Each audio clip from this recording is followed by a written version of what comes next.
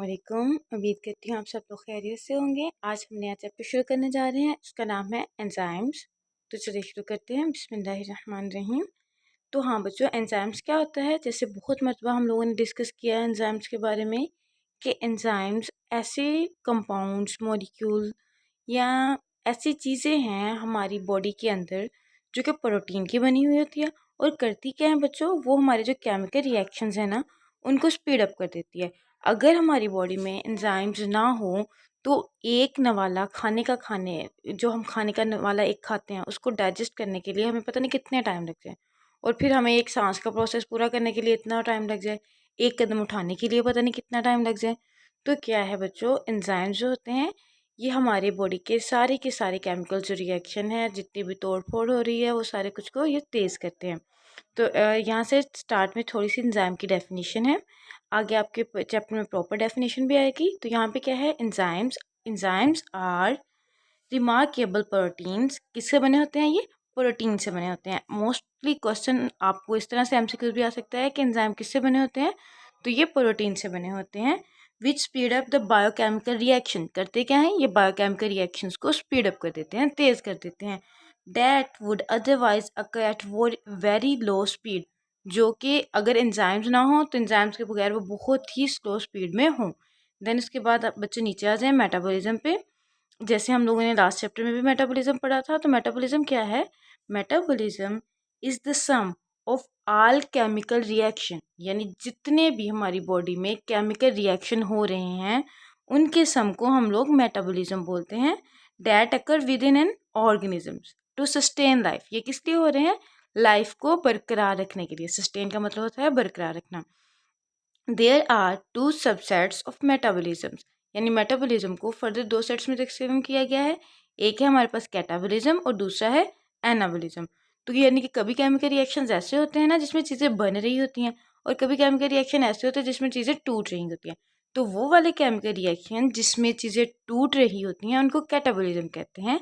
इसमें क्या होता है बच्चों, basically catabolism involve the breakdown of complex molecule into the simpler one, यानी कि हमने जो complex molecule in the form of food, यानी हमने खाना खाया है तो हम रोटी अपनी बॉडी के अंदर लेके जा रहे हैं, वो कम्प्लेक्स मॉलिक्यूल है, उसको तोड़ फोड़ कर सादा में कन्वर्ट करना, वो हमारे पास है catabolism.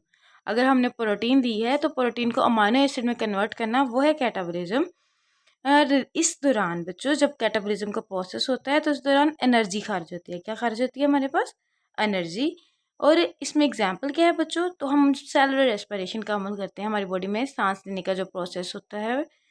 Cellular respiration in which food, यानी फूड कौन सी हमारे पास? ग्लूकोज। ग्लूकोज किस में प्रेजेंट होता है? ग्लूकोज जो हम चीज़ें खा रहे हैं जिसमें थोड़ा सा भी हमें मीठा टेस्ट आता है ना, चावल, रोटी, आलू, इन सब में ग्लूकोज होता है बच्चों। हमने ग्लूकोज के सोर्सेज भी प्रीवियस चैप्टर में पढ़े थे। तो cellular respiration in which food glucose molecule is broken into carbon dioxide and water to get energy. क्या होता है इसमें? इसमें बेसिकली हमारे पास ग्लूकोज का मॉलिक्यूल है C6H12O6, राइट। उससे क्या होता है, उसके हम जब सांस लेते हैं, सांस लेने के प्रोसेस में बेसिकली हम ग्लूकोज तोड़ रहे होते हैं अपनी बॉडी का।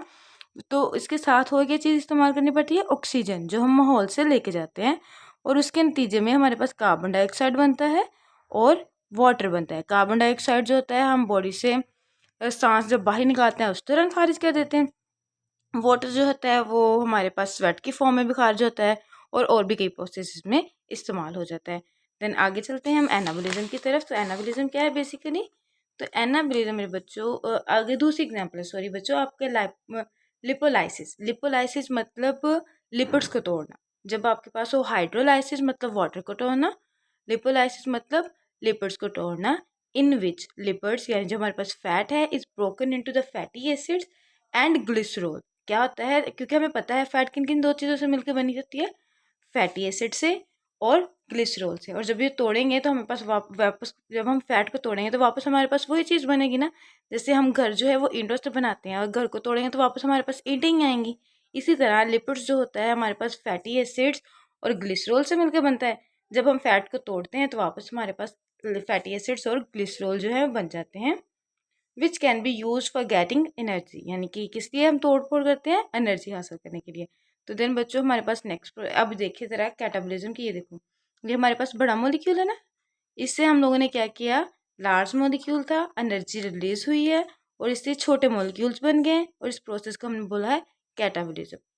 एनाबोलिज्म में क्या होगा, एनाबोलिज्म इन्वॉल्व होता है जिसमें हम ये देखो ये छोटे छोटे मॉलिक्यूल्स है ना, इन छोटे मॉलिक्यूल्स को जोड़कर जब हम बड़े मॉलिक्यूल बनाते हैं तो वो हमारे पास एनाबोलिज्म का प्रोसेस होता है। और एनाबोलिज्म में एनर्जी खारिज नहीं होती बल्कि एनर्जी यूज होती है। चीज़ों को बनाने के लिए हमें एनर्जी देनी पड़ती है ना, वही process. Anabolism involve building up complex molecules. क्या करना है, हमने कॉम्प्लेक्स मॉलिक्यूल बनाना है। किससे बनाना है, फ्रॉम अ सिंपलर वन, छोटे छोटे सिंपलर वन से। This process consume energy. इस प्रोसेस में क्या होता है, हमारे पास एनर्जी जो है वो कंज्यूम होती है। कंज्यूम होना मतलब एनर्जी इस्तेमाल होना। इसकी एग्जांपल क्या है हमारे पास, इसकी एग्जांपल हमारे पास फोटोसिंथेसिस। बच्चों कैटाबोलिज्म और एनाबोलिज्म दोनों की आप एक एक एग्जांपल कर लो, इनफ है। फोटोसिंथेसिस क्या है, वो बेसिकली हमारे जो सांस लेने का प्रोसेस है ना उसका उलट है।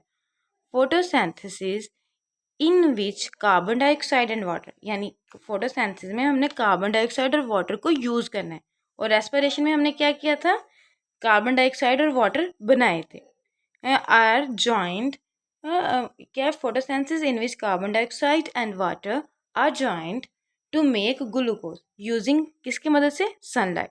और इसके दौरान ऑक्सीजन जो है बच्चे वो प्रोड्यूस होती है एज अ प्रोडक्ट।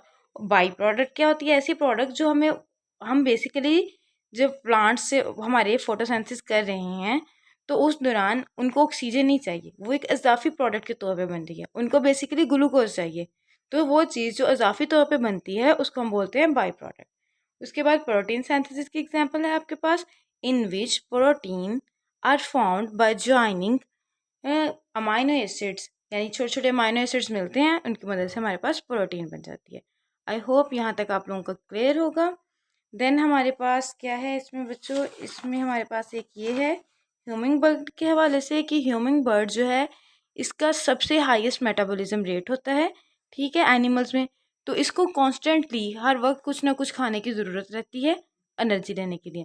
यहाँ पे बच्चों आप लोगों को एक इंटरेस्टिंग बात बताती हूँ। कुछ लोग होते हैं वो बहुत खाते हैं लेकिन फिर भी वो पतले के पतले रहते हैं, और कुछ लोग होते हैं वो थोड़ा सा ही खाते हैं तो उनकी बॉडी मोटी हो जाती है। ऐसा क्यों होता है, ऐसा इसलिए होता है बच्चे, वो जो बहुत बंदा खा रहा है और फिर भी वो पतला है, मतलब उसका मेटाबॉलिज्म जो है वो बहुत फास्ट है। जो हम वो खा रहा है वो सारा कुछ हजम हुए जा रहा है।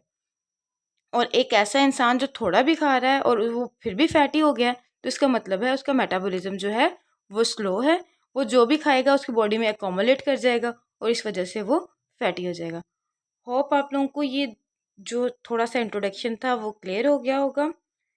चलिए नेक्स्ट लेक्चर में हम पढ़ते हैं एंजाइम्स की करैक्टरिस्टिक्स और एंजाइम होते क्या हैं वो, और ये टॉपिक थोड़ा लंबा हो जाएगा तो अगली क्लास हमारी थोड़ी सी लंबी होगी।